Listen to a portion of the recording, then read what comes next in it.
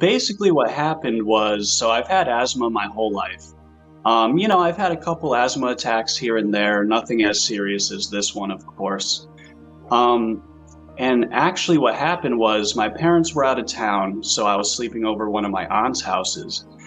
And she had a cat. I'll never forget. It's hard to remember exactly what this cat looked like, but it was a long-haired gray cat.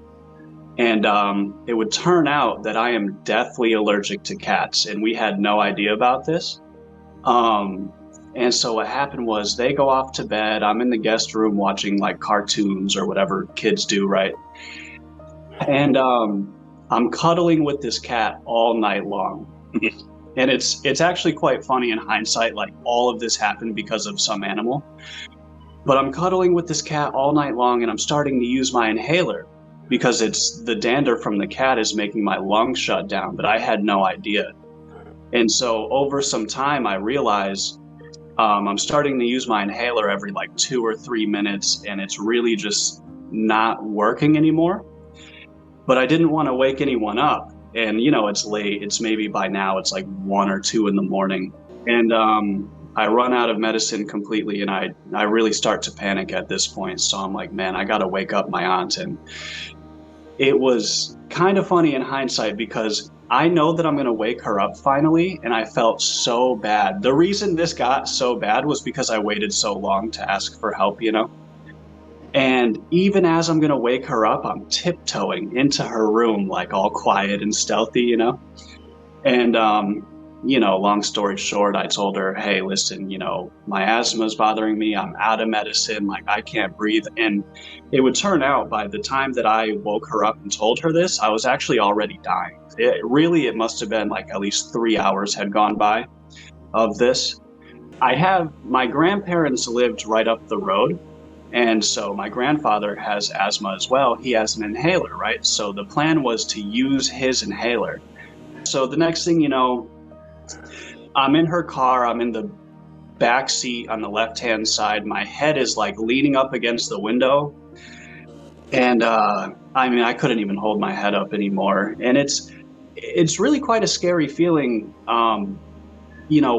when you can't breathe to that severe of a degree. It's almost like you're trapped in your own body. Like there's nowhere to go.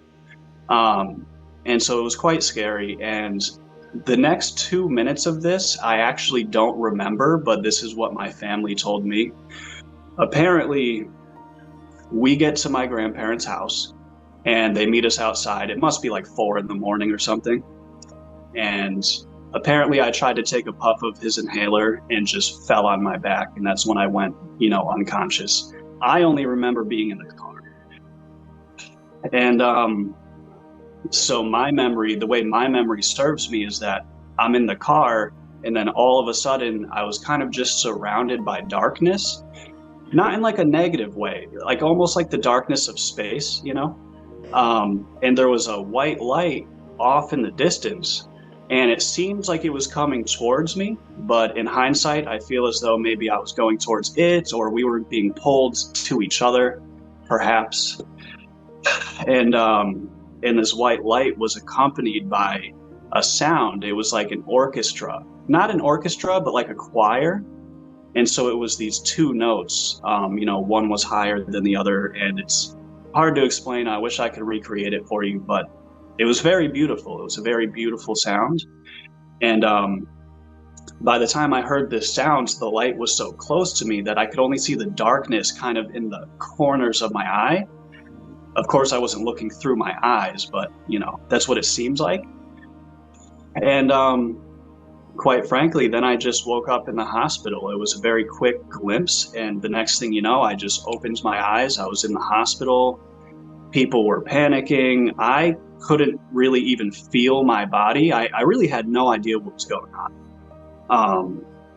And it's hard to explain. I just remember, like, I thought that there was a needle stuck in my arm, but I think they were just panicking, and apparently the story goes that my heart had been shut down for X amount of time. My brain was completely shut down, and they literally told my mom, this is what she told me. She said they told her to say goodbye to me because they were going to call time of death in 30 seconds. I always thought it was 60 seconds, but recently she reiterated it was 30. I'm like, holy crap. And I have absolutely no idea what happened for this to kind of turn in my favor. But thank God it did.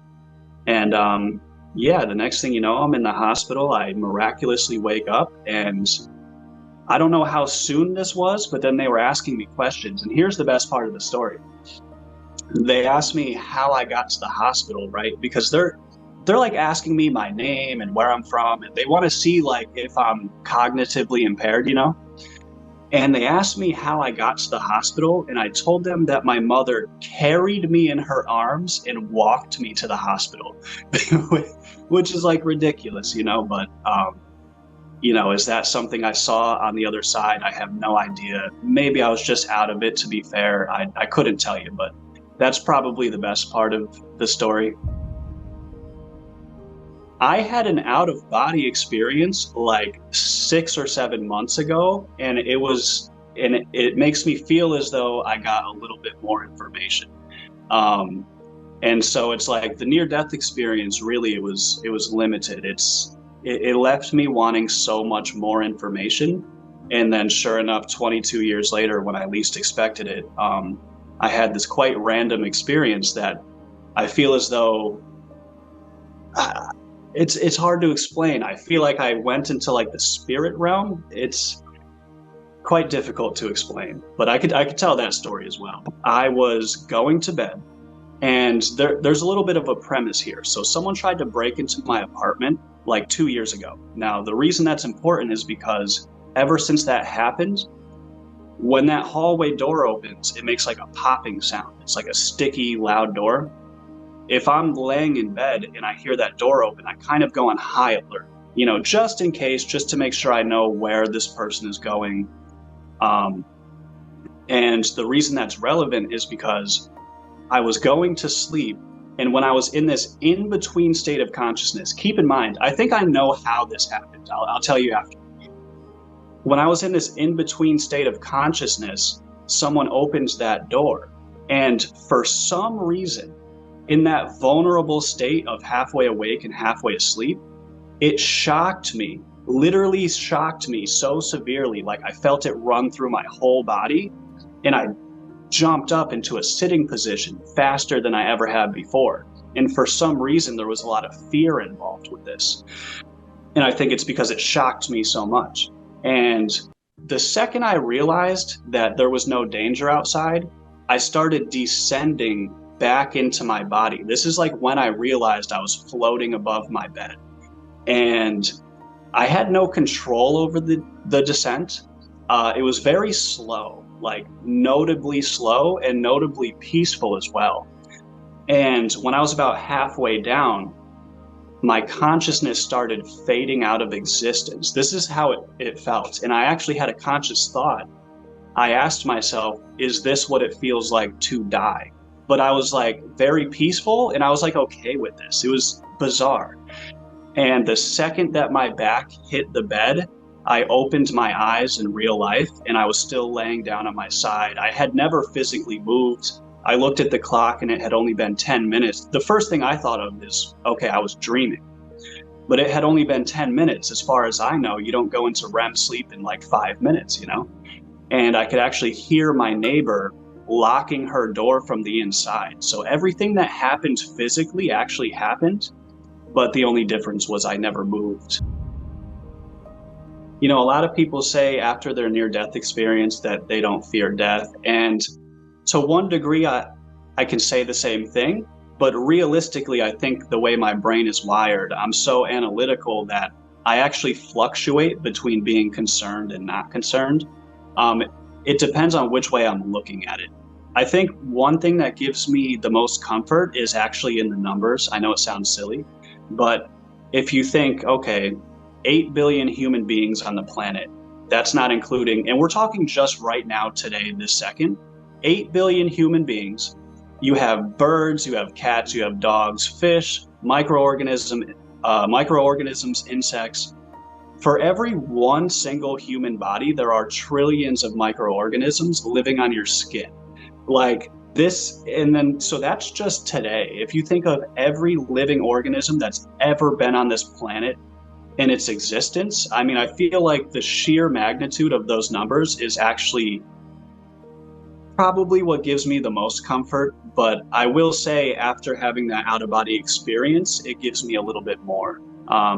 Because I feel like whatever happens there, I mean, it was clear as day to me that there is something more going on. And so that gives you comfort as well.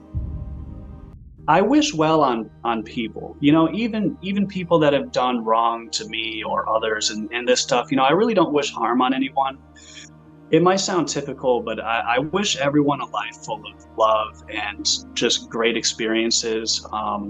I really wish for people to potentially break free from all of these traps that are set up around them. I want people to live a life of love. I want people to wake up and just enjoy being alive, be thankful for it. The next time you make a nice dinner, be thankful for it. Enjoy your life and don't let these people drag you down. And if there's something that you're passionate about, honestly, I would say do it as much as you possibly can, because you might not have tomorrow. And that's all we have. All we have is time. So enjoy your time and be kind to people and pass it along.